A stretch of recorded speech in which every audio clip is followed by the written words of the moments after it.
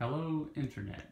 I'm back with another review of some HomeKit products. I'm the same guy who did a tour of my entire home showing off, probably over 100 HomeKit accessories all throughout my home, and you can find a link to that below. But I found out that FirstAlert had put out some new HomeKit capable smoke and carbon monoxide alarms.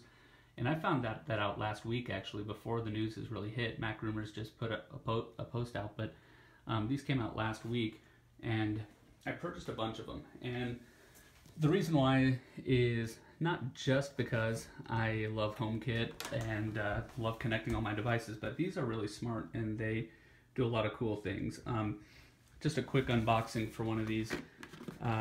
It's pretty much what you'd expect as far as the device mounting plate, the hardwired version. So there's two versions: a battery version, which is a 10-year sealed battery, and so when the 10 years is up, you're going to have to just discard it. But at first I was disappointed by the idea of discarding something after 10 years and battery not being replaceable, but then I realized that you're actually supposed to switch out your smoke detectors every 10 years, so there's really no difference there.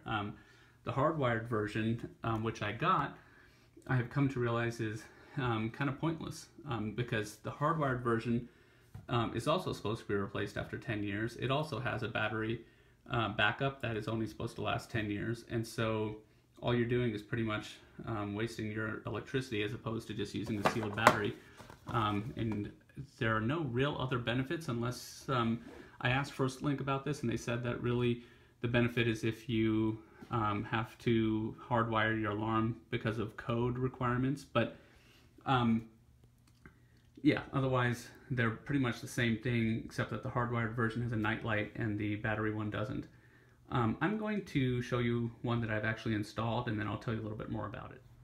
Alright, well, as I've mentioned before in my other video, which was a tour of my home, this is an old home built in 1870. It's for whatever reason, when I came here, it had a live power line just dangling down from the ceiling there. So I finally decided that I ought to use it for a smoke detector. So this is the hardwired version. I'm sure people could do a better job mounting it than I did, but that's what I did. And it's got a night light, and not terribly useful. Otherwise, it's pretty much the same as the sealed version, sealed battery version. But let me go ahead and show you another one I installed. This is another one that I installed. This one's up in the bedroom, and lighting here is pretty terrible, but basically what I wanted to point out is that one of the features that Mac Rumors and other reviews that I've seen kind of failed to highlight is the fact that these have a really cool feature in that they're all interconnected. So if by code, you're supposed to have smoke alarms in multiple rooms, pretty much every bedroom, every hallway, one on every level. So, in a big house like mine, that would be about 8 smoke detectors. The cool thing is that these are interconnected in that, and this is something that was a feature that used to be only in hardwired alarms, but even the battery ones have this feature. And what that means is when one goes off, they all go off.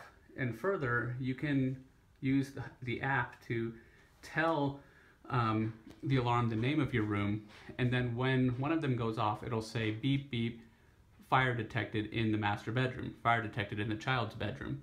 And so if there was a fire downstairs, the alarm in my bedroom would go off and it would tell me what room is experiencing the fire, which is actually a really nice feature. What I wanted to do is give you guys a quick look at the app and how it fits into the kind of HomeKit ecosystem. So as I mentioned before, my favorite app is the Home app.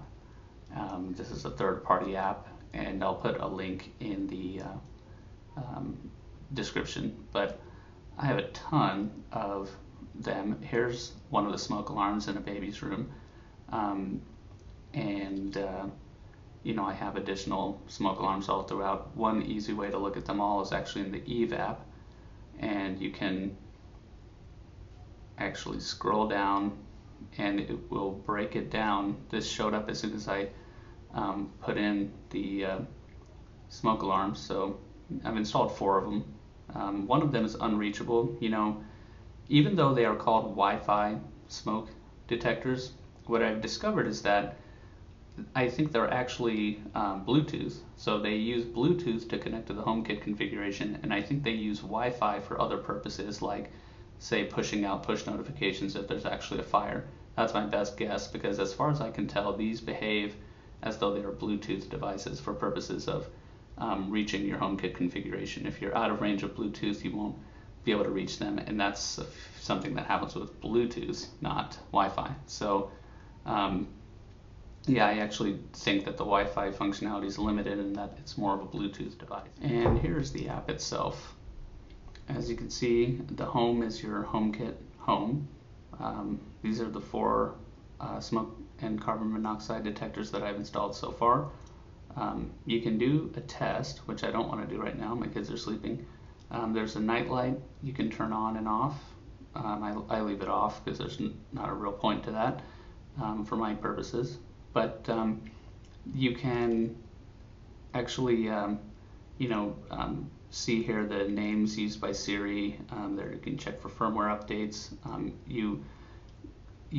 This is the way you tell it the name you want it to announce if a smoke, if a fire or carbon monoxide is detected. It'll say caution, caution, detected in the master bedroom or the child bedroom or basement. So as I mentioned, these are all interconnected, so any fire anywhere will set off all of the alarms, which is a good safety feature in my view.